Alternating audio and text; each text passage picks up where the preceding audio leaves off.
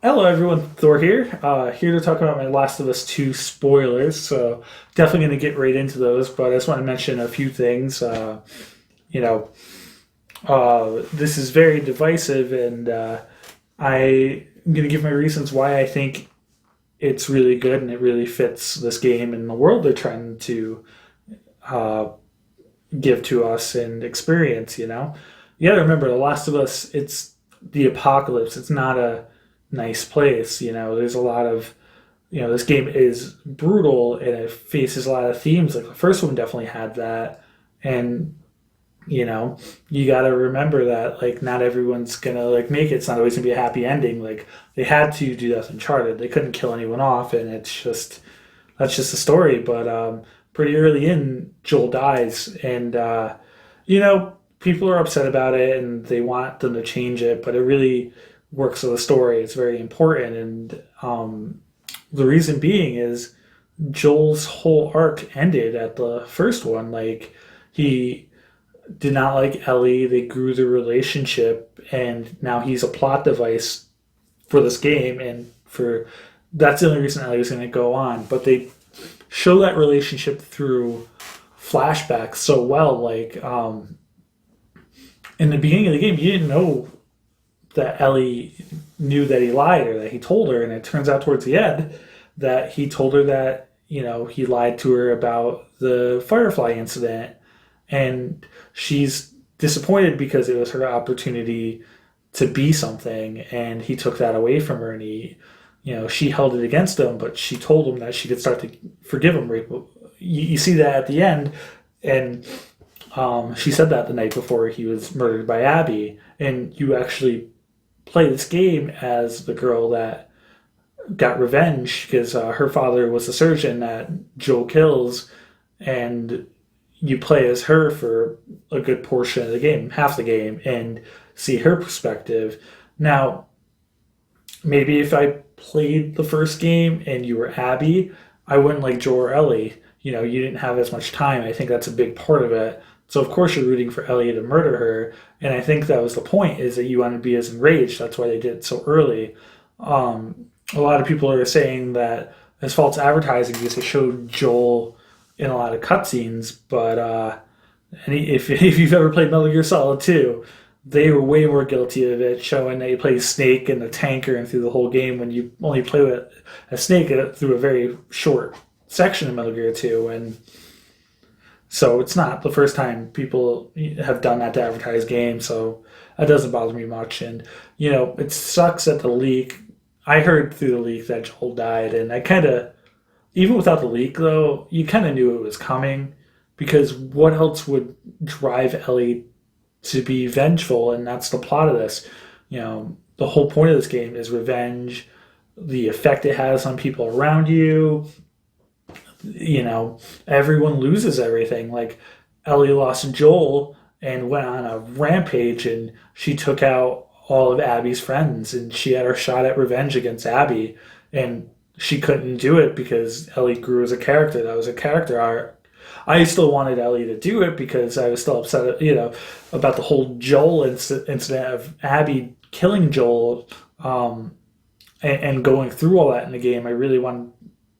They even said that 50% through development they had that Ellie kills Abby, but that's just her character growth. She sees that one thing of Joel playing on the porch, and she realizes she has to let it go, and she loses a lot because Abby let Ellie live twice, and when Ellie has PTSD and has to go hunt Abby down, she loses her love interest Dina and the kid they were raising together because she was so consumed with revenge and not letting that part of her life go. And it's hard to blame her. They live in a tough time, and Joel was the closest thing to a father she had, and that's why same thing when she told Joel that she wishes that he let the Fireflies do the surgery, which would have killed her.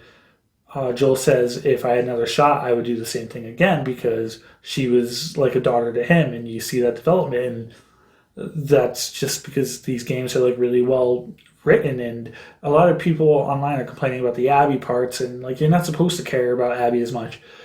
Abby's not a good person. Like she's not good to her own friends, and she does care for them. But like for instance, like Manny dies in front of her, and she hardly reacts. And then when Owen dies, she gets all upset, and that's when she goes on the same path of vengeance. It's a full circle, and it's really telling. And they sprinkle in like whenever you kill enemies, whether you're Ellie or Abby, all the other soldiers when they notice them dead say their names. Like it just shows that this is a living, breathing world, and just because it's a surgeon that got revenge on Joel doesn't mean it couldn't have been someone else at some other time because he's killed many people. So there's just a lot of avenues with that, and this game definitely explores some brutal and touchy subjects, and it's just the world it is. Like, for instance, I know there is uh, Lev, this character that Abby helps out, a trans boy, and he gets called Lily, which was his former life, by the religious cult they ran from. But I get why that could be tough for some people, but um, they're a crazy religious cult. You're not supposed to like them. They're, you know, butchering people for this profit, and for returning to nature because of the outbreak. So the people are crazy, and they're not supposed to be the good guy or be nice. You can't expect that. And I know there's just like a lot of other brutal moments. Like the violence is very brutal, but then again, so is Metal Gear Solid 3. So I don't think that bothered me as much as it did some other people. But I can see it does get over the top, but that's just it's a world where like if you're a good person, it's hard to survive, and it shows you that every choice you make has consequence. Like the character I was talking about, Lev, when he chose to shave his head and go against the religious cult, they were out to kill him and his sister, and they almost died. Except Abby intervened, and well, he saved Abby, and then Abby saved them, and they get caught up in everything. And a lot of characters die. Like Lev's sister dies, and then Lev and Abby are kind of um, together for the rest of it. And when at the end, towards the end, as Abby, you actually fight Ellie, and you almost kill her, but it kills another character named Jesse, who Dina's pregnant with, and that was tough, but like they made you think Tommy, Joel's brother, died too, but he was just severely injured.